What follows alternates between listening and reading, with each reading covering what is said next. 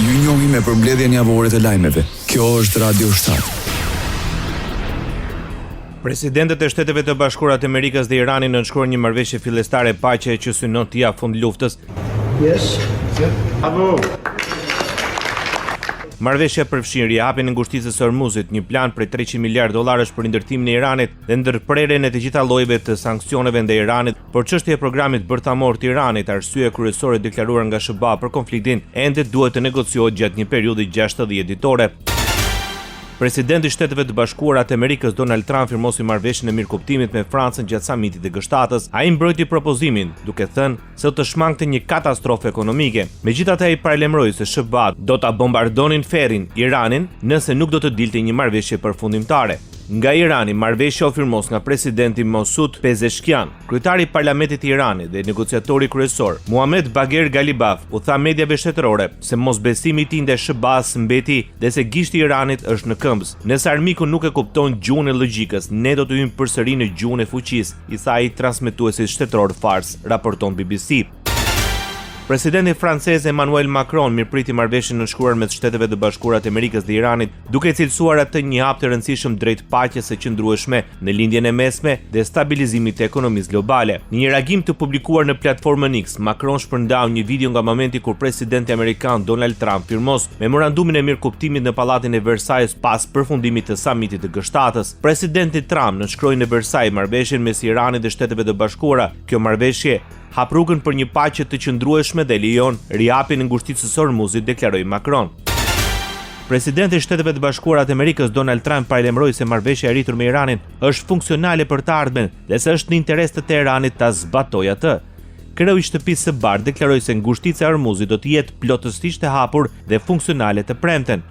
Nuk ka asnjë rast për t'i paguar tarifa Iranit për tranzit përmes ngushticës, tha ndër të tjera Donald Trump, duke sinjalizuar se do të publikohet dhe një plan i detajuar mbi marrëveshjen me Iranin.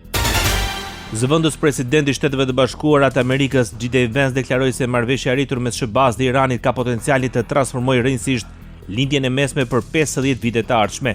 It is going to fundamentally transform the Middle East for the next 50 years.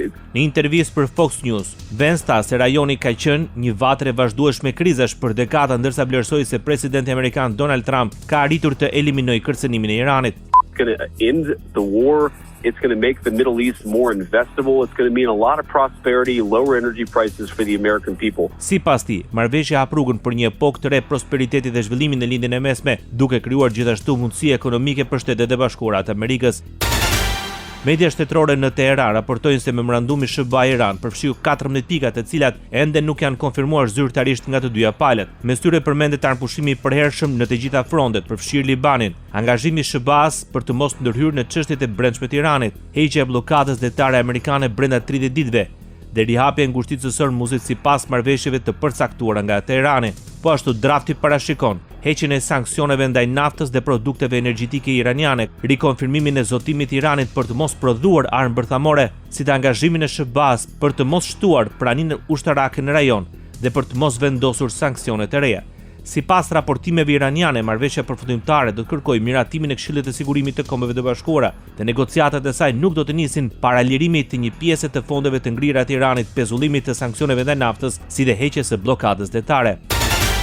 Marrëveshja e paqes e shpallur nga Shtetet e Bashkuara të Amerikës dhe Irani është mirëpritur nga liderët botror. Sekretari i përgjithshëm i Kombeve të Bashkuara, Antonio Guterres, e cilësoi një hap kritik drejt zgjidhjes paqësore të konfliktit, edhe kryeministri i Japonisë Takeaki shpreu besimin për garantimin e lundrimit të lirë dhe të sigurt në ngushticën e Hormuzit, si dhe arritjen sa më shpejti një marrëveshje përfundimtare për çështjen bërthamore iraniane dhe tema të tjera të mbetura pezull.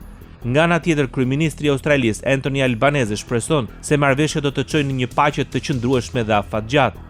Ministri i jashtëm i Zelandës së Re, Winston Peters, e cilësoi si një hap drejt reduktimit të tensioneve dhe forcimit të stabilitetit në një rajon me rëndësi kyçe për sigurinë ekonomike dhe globale. Kryeministri britanik Keir Starmer e mirëpriti marrëveshjen si një hap jashtëzakonisht të rëndësishëm përpara drejt përfundimit të luftës. Në një deklaratë përbashkët pas shpalljes së marrëveshjes, Britania e Madhe, Franca, Gjermania dhe Italia e cilësuan atë si një moment mundësie për riktimin e stabilitetit rajonal dhe stabilizimin e ekonomisë globale.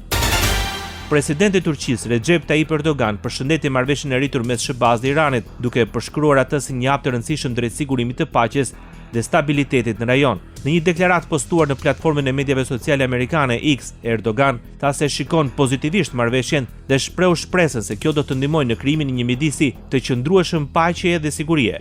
Ai gjithashtu bëri thirrje të gjitha palëve që të shmangin veprimet që mund të dëmtojnë procesin përpara se marrëveshja të nënshkruhet zyrtarisht.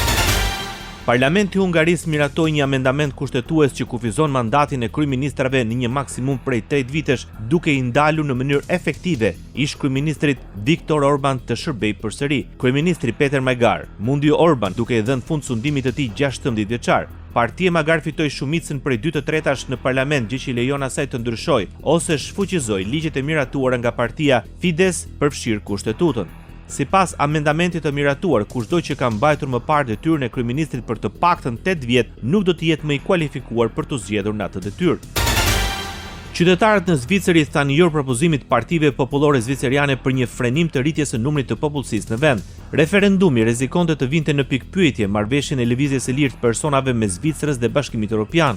Popullsia u rrit me shpejtësi që nga viti 2002 kur numëronte 7.3 milion banor, sot ajo arriti në 9.1 milion, ndërsa 27% e banorëve janë rezidentë zvicerianë të lindur jashtë vendit.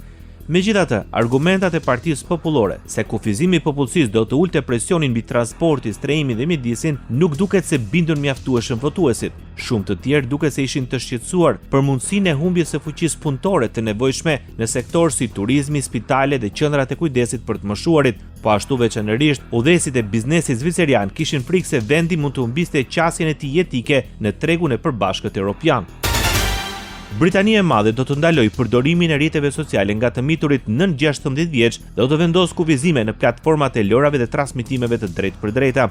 Kryeministri britanik Keir Starmer tha se ndryshimet do të pasqyrojnë vlerat e vendit në mbrojtjen e fëmijëve online. Sipas tij, ky vendim do t'i bëjë fëmijët më të sigurt, më të lumtur dhe do t'u japë më shumë liri e mundësi për të rritur. Përveç ndalimit të faqeve të tilla si TikTok, Snapchat dhe Instagram, Britania do të ndërmarrë veprime kundër shërbimeve të lojrave dhe transmetimeve të drejtë për drejta që u lejojnë fëmijëve të flasin me të huaj. Ndoqët për mbledhjen javore të lajmeve. Kjo është Radio 7, zëri pozitiv I qytetit.